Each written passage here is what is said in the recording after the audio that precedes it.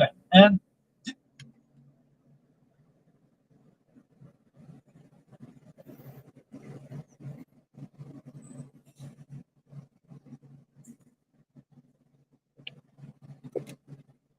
the UK is demanding an Apple backdoor again. Windows is losing more workarounds to avoid Microsoft accounts.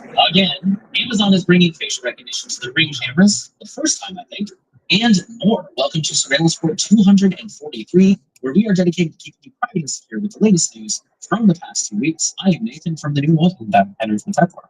Our sponsor this week is Easy Opt-outs. Many of you may know, especially here in America, if you jump online and look up your name, especially if you have a unique name or your phone number or your main email address, a lot of personal data about you usually pops up. Easy Opt-outs is a service to help automatically remove some of that data from the most popular Google search websites on your behalf and save you some time.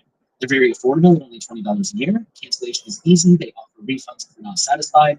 Consumer reports and privacy guides have both done research and found that Easy Opt-outs is almost as effective as doing it yourself. New York Times Wirecutters recommends it as one of their top data removal services. You don't have to give any information that isn't already out there. They're just trying to make sure they find the right record and remove it.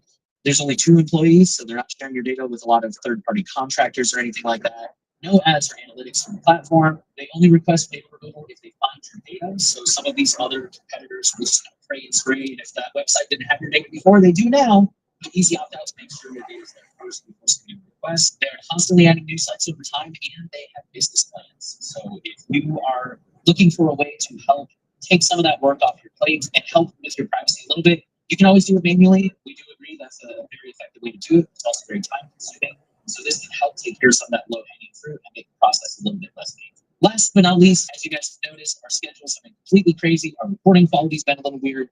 We are done with travel for a while, or at least I am. Things should get back to normal is what I'm trying to say. Thank you guys for your patience, and hopefully things will get back to a more regular schedule here in the near future. And our highlight story this week is going to come from the UK. It's not you guys. This is, if you're having deja vu, this is not an old story being recycled or anything like that, although I wouldn't blame you for thinking so because history rhymes, or as Lines Like Badaki says, time is a flat circle. The UK once again demands backdoor to Apple's encrypted cloud storage. So a little bit of context here for those who don't know. Was it earlier this year or was it like last year? What is time? Earlier this year, the UK, for reasons nobody's quite sure of, spontaneously decided that they want a backdoor into Apple's iCloud. Apple, a couple years ago, rolled out something called advanced data protection, which is where basically they end-to-end encrypt iCloud. Contacts, email, or calendar were not included, but everything else, your health data, your files, your images, all that kind of stuff was encrypted end-to-end. And the UK, for whatever reason, decided that this is a serious national security. It's absolutely causing the downfall of humanity. Puppies and kittens raining from the sky, the whole nine. They definitely don't have other issues they need to worry about. This was the priority number one. So they decided that this has to go. And they secretly issued reports to Apple saying that you have to put a backdoor in your encryption that, quote unquote, only the good guys can use, because that's always the fantasy that they try to sell people on. And Apple was not allowed to talk about this. I don't think we ever found out how the story broke, but apparently some kind of whistleblower came to the press and leaked this story, and it became public. Apple decided to just withdraw advanced data protection in the UK. So if you're in the UK, I think even now you still can't use advanced data protection. It's been rolled back because Apple said we're not going to put a backdoor in our stuff. Like I just said a minute ago,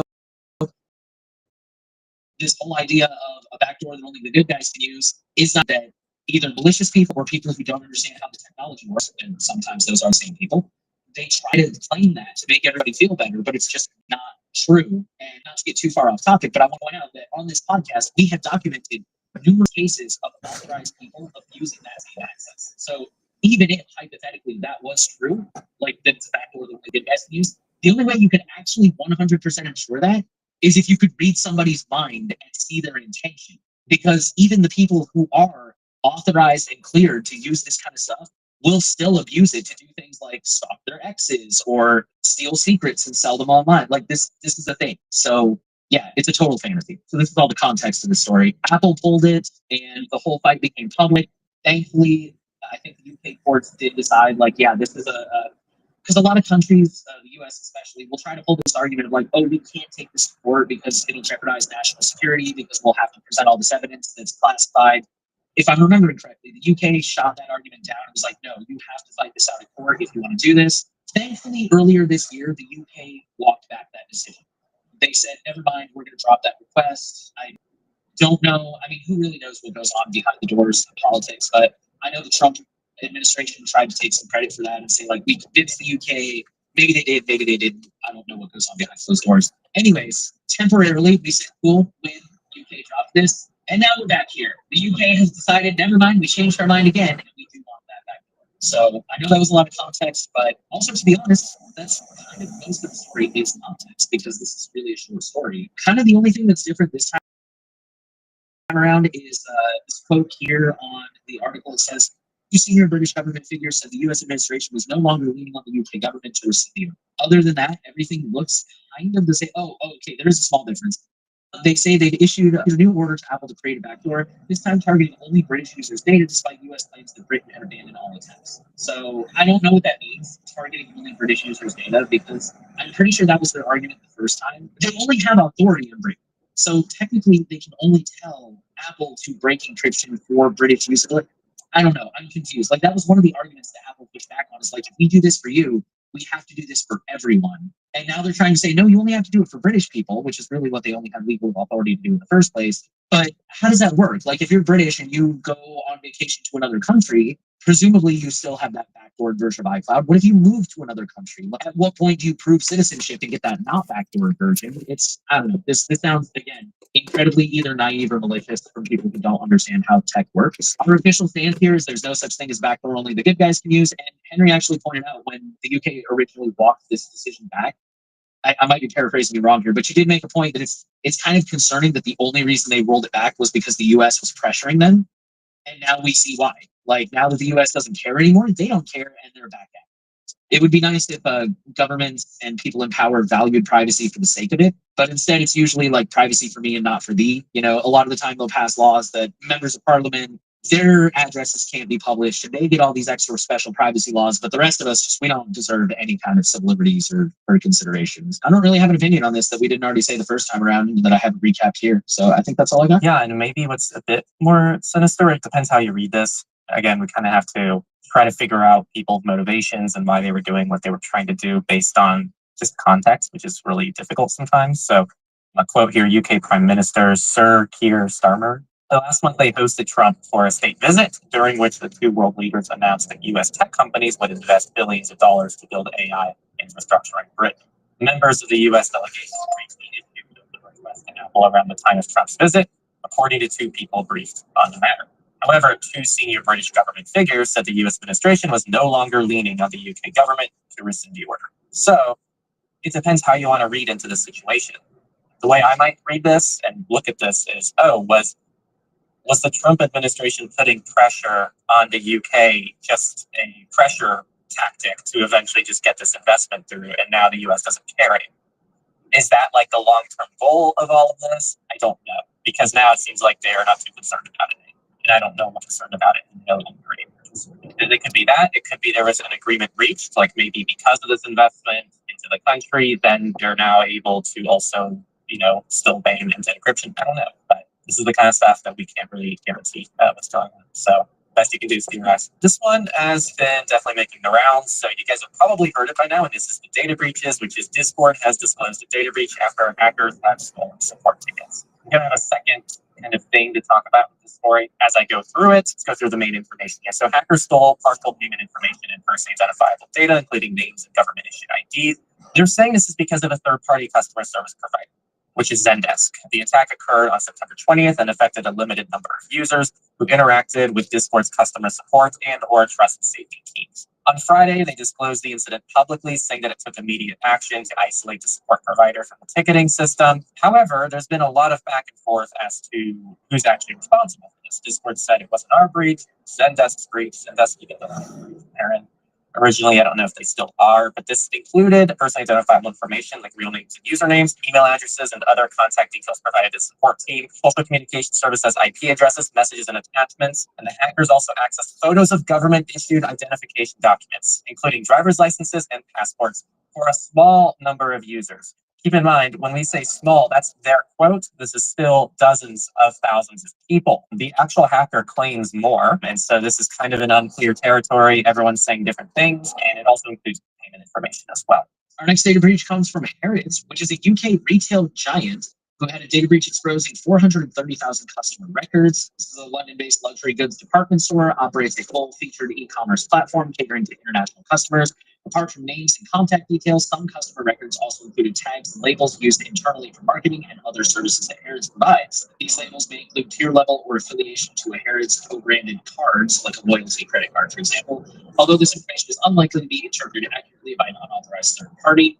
Despite the exposure, Harrods underlies that the leaked data does not include account passwords, payment information, or order histories, and is limited to basic personal identifiers.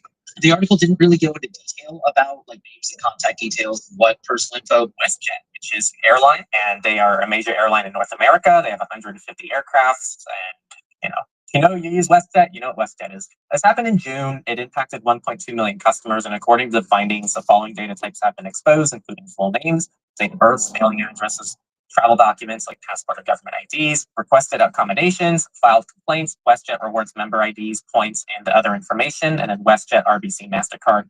WestJet, the WestJet ecosystem cards, essentially. So that's pretty much it from the breach. They stated they're still determining the full scope of the incident, and they're going to work alongside their experts to figure this out. The FBI is also involved in this, apparently, and they also enclose instructions on how to enroll in a free 2-year identity theft protection and monitoring service. Since this was 2 weeks, that means we had quite a number of data breaches. So our common practice when we have a lot of data breaches is just to cover a handful of them up front. Usually we try to pick the biggest ones or like the most relevant ones. Next up, we have a data breach at a dealership software.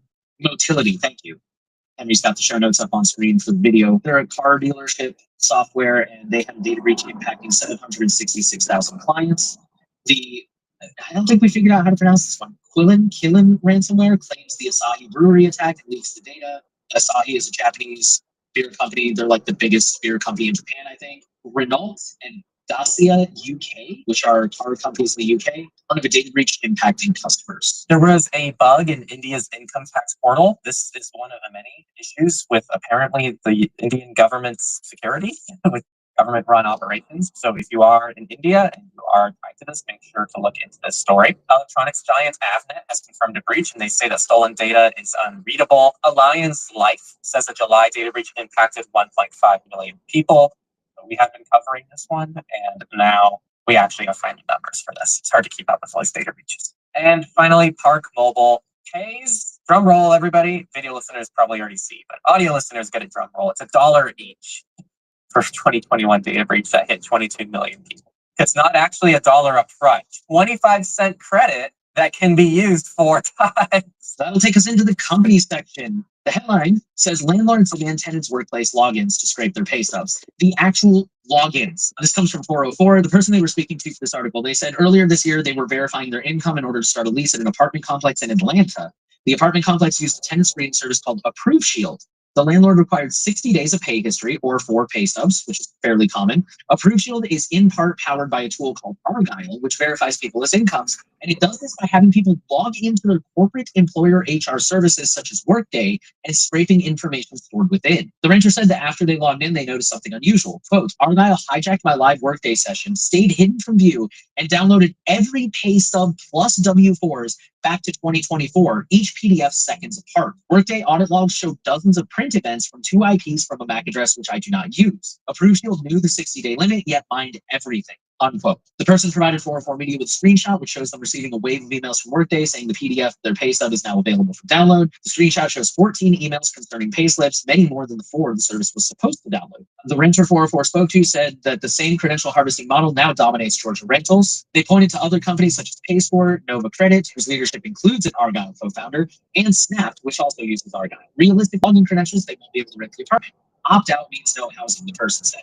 Oh, I didn't include it in the show notes, but in the article, they actually pointed out this is potentially illegal because like a lot of companies have very strict NDAs and policies about access control and who's allowed into their systems. Okay, so this next one, Amazon's Ring plans to scan everyone's face at the door. So this Ring feature is, quote, invasive for anyone who walks within range of your Ring doorbell. How this works is called Familiar Faces, and it's going to be available on Ring doorbells and security cameras starting in December. Okay, there is some good news, but this is opt-in. So they said the feature will be turned off unless the Ring device owner chooses to use it.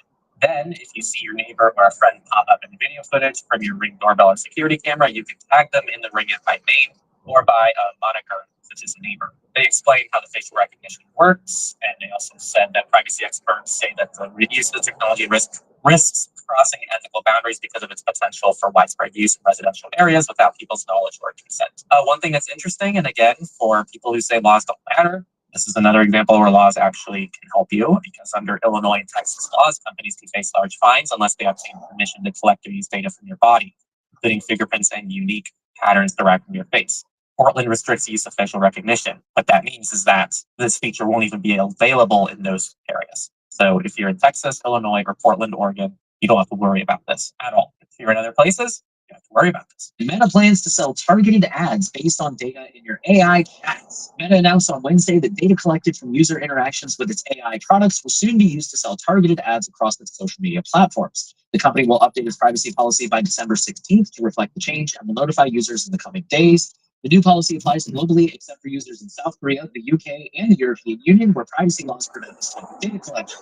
If a user chats with Meta AI about hiking, for example, the company may show ads for hiking gear. However, a Meta spokesperson told TechCrunch that the privacy update is broader than just Meta AI and applies to all the company's other AI offerings. That means Meta may use data from AI features in its Ray-Ban smart glasses, including voice recordings, pictures, and videos, to further target its products. Meta may also use data from new AI feed videos, Vibes, and its AI image generation product, Imagine. Conversations with Meta will only influence ads on Facebook and Instagram if a user is logged into the same account across products, which they usually are. There is no way to opt out, according to Meta.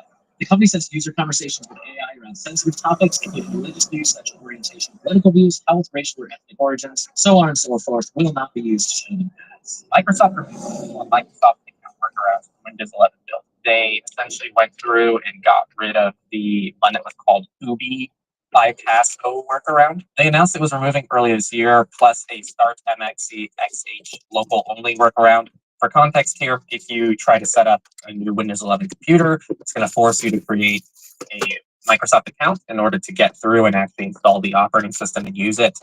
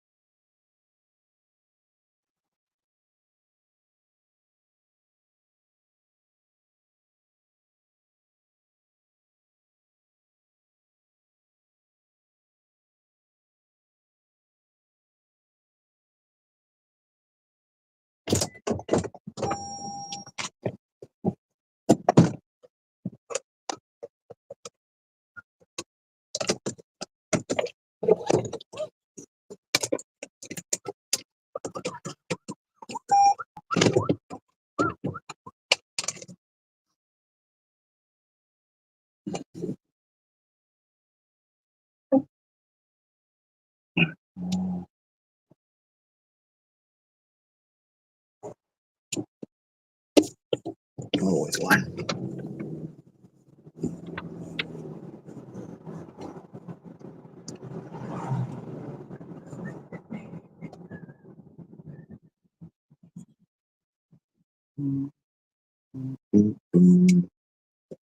use a Microsoft account because that for whatever reason, right, it's their computer, have these workarounds in place to try to get around it. So Microsoft has essentially in the dev channel patched up one of these, which is the OOBE one, OOBE, however we want to say this. Now, there currently is another workaround if you do like a Windows 11 Pro and there's all this stuff there. But I already know that some YouTubers, like Chris Titus Tech, has already done coverage for this. I believe he has a script or something. Of course, I think the most foolproof way to deal with this, in my opinion, is to install via something like Rufus. So if you use Rufus to set up your ISO, there's a check mark on Rufus that's literally saying pass online account. I think it's the easiest thing for most people. Video listeners, you can see the screenshot here. If you customize the Windows installation, there's a check mark remove requirement for an online Microsoft account. Imgur, or however you pronounce that, pulls out of the UK after data regulator warns of fines. So the Information Commissioner's Office in March launched an investigation into various social media platforms, including Imgur, looking at how they use children's data and protect the privacy of minors in the country. The regulator said on Tuesday that it had reached a provisional finding in the investigation. They had notified Imgur's parent company, Media Lab AI, earlier this month that it intended to impose a fine. The regulator said Imgur's decision to restrict access in the country was a, quote, commercial decision taken by the company, unquote. Our findings are provisional, and the ICO will carefully consider any representations from Media Lab before making a final decision whether to issue a monetary penalty.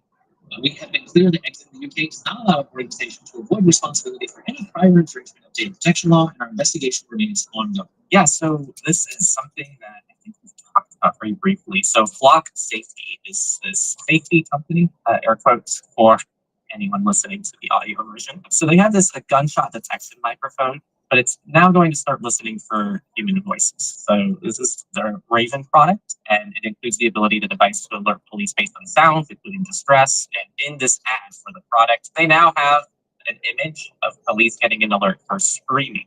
The EFF's major point is that it's pretty easy for them to maybe pick up on gunshot detection without being a major privacy violation, but in order to pick up on something like a scream, it needs to have some kind of like human voice detection. And they also reference many laws that have been violated by Flock and have probably not on territory. And I'm sure that's going to be the unfolding thing. The EFF also cites how this can be problematic technology in the first place. Police showing up to alerts they think are gunfire only to find children playing with fireworks is a recipe for innocent people to get hurt. This isn't hypothetical. In Chicago, a child was shot at by police who thought they were responding to a shooting thanks to a shot spotter alert. Introducing a new feature that allows us to pre-install Raven microphones all over cities to begin listening for human voices in distress is likely to open up a whole new can of unforeseen legal, civil liberties, and even bodily safety consequences. So that's what I have for the story. So this one's hot off the presses, and we're still learning more about it. Spyware maker NSO Group confirms acquisition by U.S. investors. An NSO spokesperson told TechCrunch on Friday that, quote, an American investment group has invested tens of millions of dollars in the company and has acquired controlling ownership, unquote. Confirmation of the deal came soon after Israeli tech news website Calculus reported on Friday that a group led by Hollywood producer Robert Simmons, who I saw in another headline is responsible for Happy Gilmore, agreed to purchase the surveillance tech maker in a deal valued in the tens of millions of dollars. The spokesperson said this investment does not mean that the company is moving out of Israeli regulatory or operational control. The company's headquarters and core operations remain in Israel. It continues to be fully supervised and regulated by the relevant Israeli authorities, including the Ministry of Defense and the Israeli regulatory framework.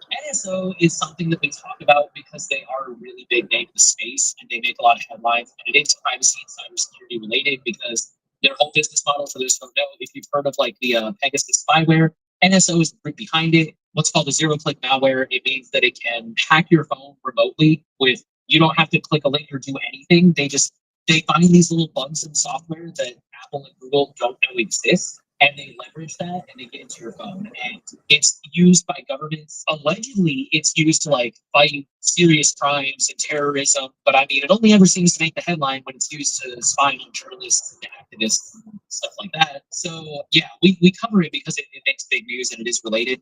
For the average everyday person, our general take is that like these spyware software is not specifically a concern, but the fact that there are vulnerabilities, the fact that these groups are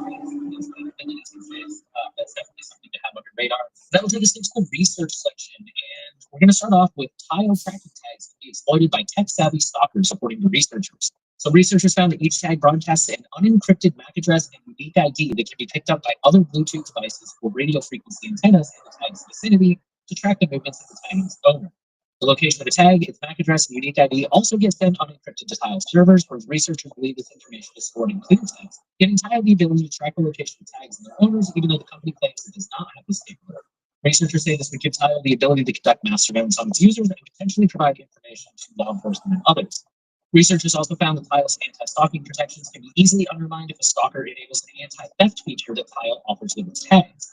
Additionally, someone could falsely frame a Tile owner for stalking by recording the unencrypted broadcasts that the Tile makes and replaying those broadcasts in the vicinity of another Tile user, making it seem like the former is stalking the latter. The researchers reported the findings to Tile's parent company, Life360. They reported that last November, so almost a year now. But they say the company stopped communicating with them in February. Wire sent Life360 an email asking for a response. A spokesperson sent a reply that did not explicitly address the problem, saying that they made quote-unquote a number of improvements. Tile sells standalone tags, but its tracking technology is also embedded in laptops, phones, smartwatches, and other products made by companies like Dell, Bose, and Fitbit.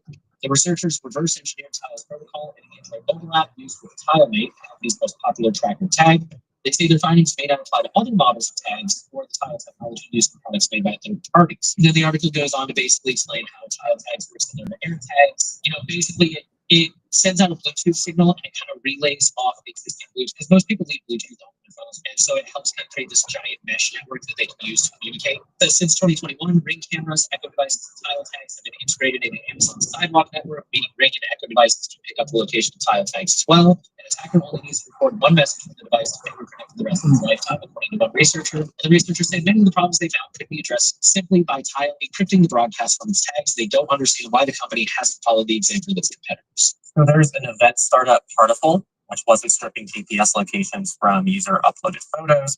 This is a pretty well-known issue nowadays. So when you take a photo, if you give your camera app location permissions, which a lot of people do, if you get a brand new iPhone and you open the camera app for the first time, or an Android phone, it'll ask you, like, would you like the camera to access the location? And that's because it writes the location to the metadata of the photo, and that's permanently stored in the photo. You can remove it, of course, but you don't do anything, it's kind of just always there, and everything that you upload that photo to will also get the location information. By default, normally, if they know what they're doing, we'll strip that so that anyone who downloads the photo can't see where the photo is taken. Particle wasn't doing that, and this allows people to create online invites with a retro maximalist vibe, allowing guests on RSVP. It sounds like, yeah, it's pretty self-explanatory what they're doing. So if you want to host an event, and you want people to like RSVP to it and know the information, then there you go. But almost all the digital files, stripping in GPS information.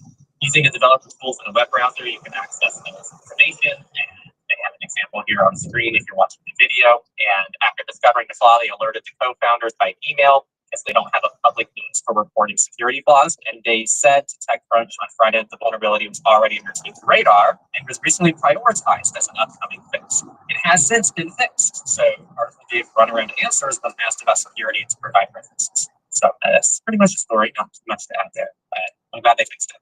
That'll take us into politics. We'll start off in Switzerland. This is kind of a big one. Swiss voters backed electronic identity cards in close vote. In a referendum on, I think this was a couple Sundays ago, because this is the last couple of weeks of stories, 50.4% of voters supported an electronic ID card, while 49% forecasted stronger support for the yes vote. The turnout was 49.55%, higher than expected. The new win will come as relief to Switzerland's main political parties, which had mostly supported plans for the ID. Both houses of the Swiss parliament had backed the measure with large majorities, and the government had recommended a yes vote. The voters rejected an earlier version of the EID in 2021, largely over objections to the role of private companies in the system. In response to these concerns, the Swiss state will now provide the EID, which will be optional and free of charge. Swiss authorities said the EID would help people prove their identity online, making it easier to access government services or prove their age, for example, when buying alcohol. The EID, which is linked to a smartphone, can also be used in brick-and-mortar businesses, for instance, to open a bank account or prove an age in bars and clubs. To ensure security, the EID is linked to a single smartphone. Users will have to get a new EID if they choose the device. Swiss people can still choose